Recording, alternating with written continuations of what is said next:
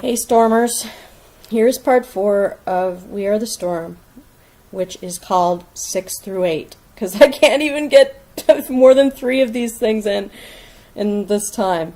So let's jump right in. Recommendation number 6. Give teachers and principals access to funding and responsibility for the selection of textbooks and learning materials to best support their teaching.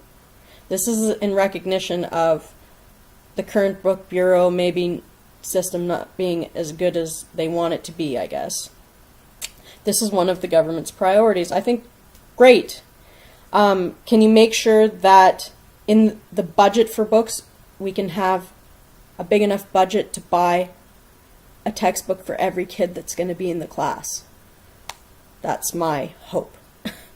Because there are a lot of students that don't have a textbook that they can take home. That would be my priority when it comes to that recommendation. Recommendation number 7.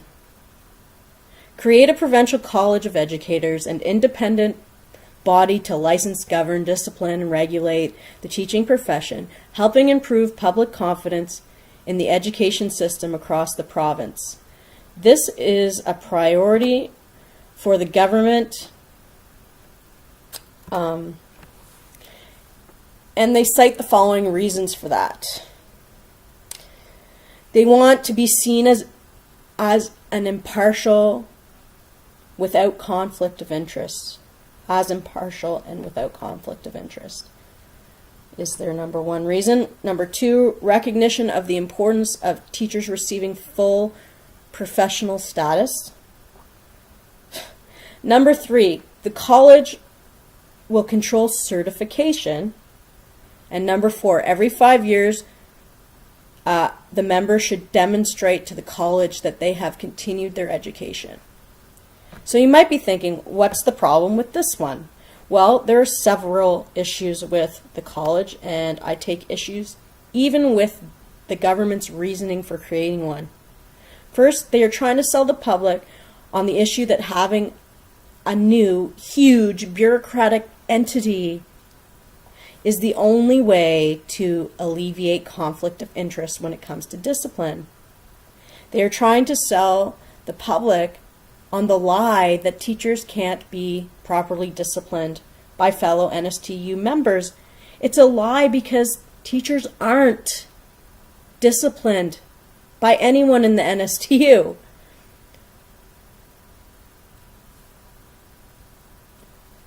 If I do something wrong, my principal doesn't discipline me. My employer disciplines me. There is no conflict of interest. Right now, there is no conflict of interest. So when they try to sell you on that point, that is not true. When it comes to teachers receiving full professional status, thank you, government. I have full professional status already. Only one province, Ontario, has a college of teachers. BC had one, but it was disbanded because it was found to be useless and very expensive and totally dysfunctional. Not only is Ontario the only province that has a college of teachers, but it's the only place in North America that has a college of teachers. Is the government saying that only teachers in Ontario have full professional status? Why is the college controlling my certification? Why should they control my certification? Why is that a problem for me? Well, first, collective bargaining over many years made the NSTU a partner in decisions about certification. Again, they want to claw back our contract 30 years, remember? They want to reach in and take from us what they couldn't have taken last year. Taking Article 60, which is the money that we have to put towards our certification upgrades is a big part of their plan. How does a college determining what courses I should take give me full professional status? In reality, doesn't it take from my professional status if they're going to tell me what I have to take? In reality, they don't want to pay for my certification upgrades. In fact, they want me to take the courses that they want me to take from them. So not only will I have to pay to be a member, but anytime I want to make more money by getting a higher education, I have to pay them. The Ontario College is a money-making monster. Every teacher and administrator pays a mandatory annual fee among many other mandatory fees. They have an annual operating budget of $41 million and they employ almost 200 people. Money that mostly comes out of the pockets of their teachers. And when it comes to the last suggestion of teachers proving that they have had their professional development every 5 years, well, the Education Act already does that. It requires teachers to submit 100 hours of professional development every 4 years. So they don't need a college for that one. They already have that. The real reason they want a college is so there is a body that is responsible for teachers, their discipline, their certification, all the things listed above, that the department can be at an arm's length away from. Therefore, they will be able to shirk the responsibility of the education system even more than they already are. They also want a teacher watchdog that will allow teachers to be publicly flogged, so to speak. You know, for minor violations like missing their IPP meetings. But they already have a way to punish teachers for major offenses that they should be punished for, like, you know, hitting a kid or something. The government already does that, but they want their arm's length away from that. They don't want that responsibility anymore. There are many reasons why teachers don't want a college, and many reasons that the government will spin for the public that they need one. I guess I will leave you with this, leave this recommendation with a question and a statement. My question is, would you want to pay money from your salary to pay for a monster money-making college that will only be used to control you and limit your professionalism? Would you want that? And number two, this college will not help students at all. At all, at all. All it will do is further stress their teachers. But as always, I encourage you to contact Ontario teachers and ask them how their college helps their students.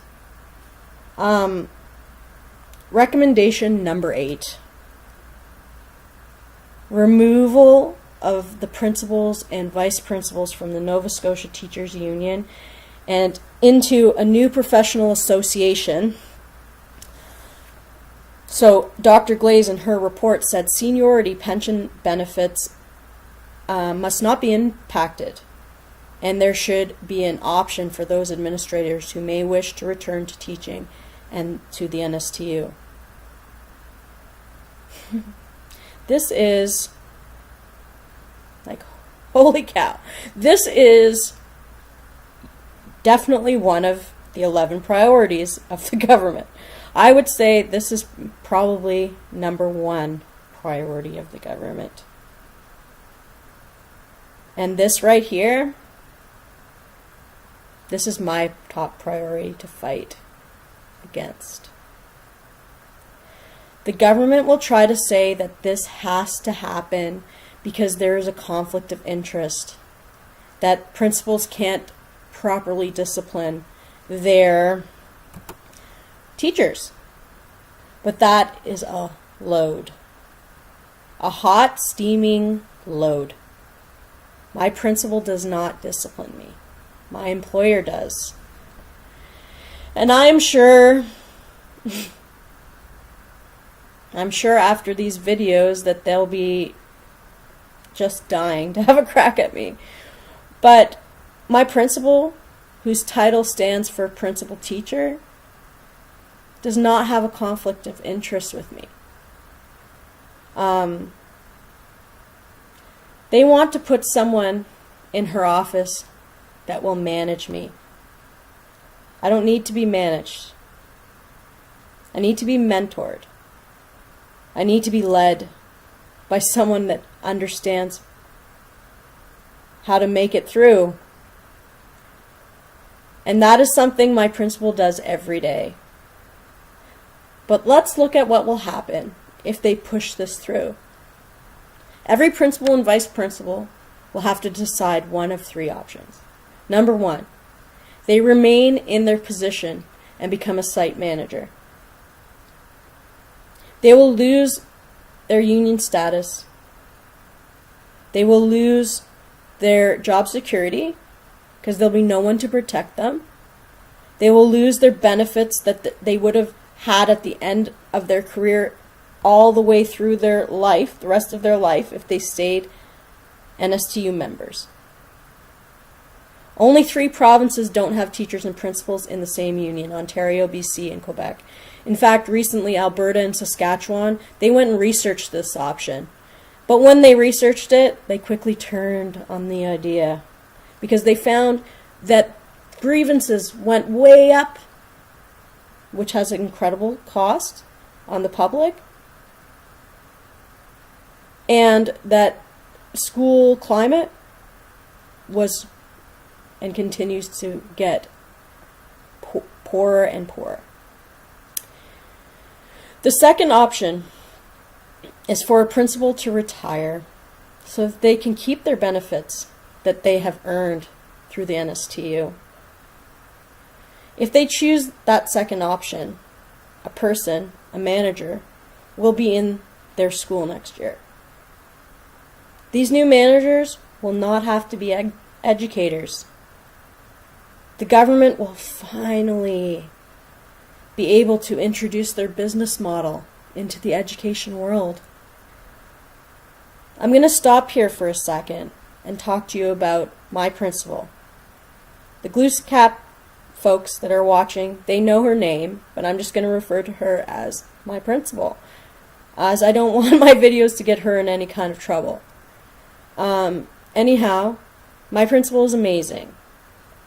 She lets me be me, and I think that most principals would be scared out of their pants to let me be me, but she lets me be me, and even better, she guides me and mentors me to be a better me. But this isn't about me. It's about our students and your children. Well, my principal takes the time every morning to write a joke on the whiteboard for the kids to come in and read as they come off the bus or come in from their walk from home. And for the kids that can't read it themselves because they're too little, she reads it for them. My principal, greets every single child as they enter the school by name. If they want a high five, she gives them a high five, but most kids don't want a high five, they want a hug, so she gives them a hug. Every student at Glooscap starts their day with a hug, if they want, from their principal. When it's assembly time, she can quiet 200 kids by raising her hand and smiling. And when a child needs help with their behavior or their emotional, regulation, my principal is a highly trained expert, and she helps her staff, and she helps her students. So, Minister Churchill, I hope you can hear me. There is no manager that can do those things.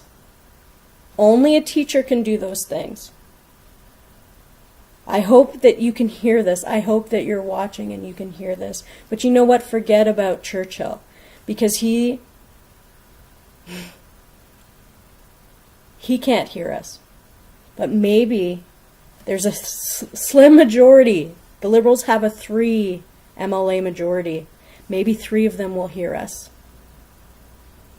A manager cannot do that job. Only a teacher can. The third option for principals is to return to the classroom. There are major implications for this as well. That will leave a non-teaching manager coming in, as the above option did. But it will also throw all these people back onto the seniority list, and that can only lead to pushing people off the bottom of the seniority list. Our young teachers that have new ideas and new methods. So if you want a definition of a no-win situation, this is it. The only win in this situation is if they take these recommendations and shelve them forever.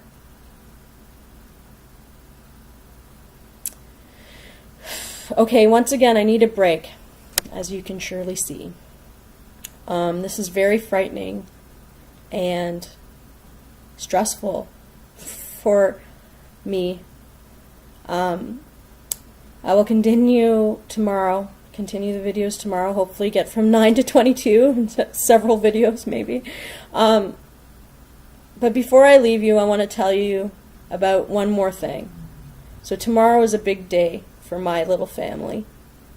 You know, it was a year ago tomorrow that I was outside walking around Province House in a blizzard by myself. A year ago tomorrow, my children and my students, they watched and followed on Facebook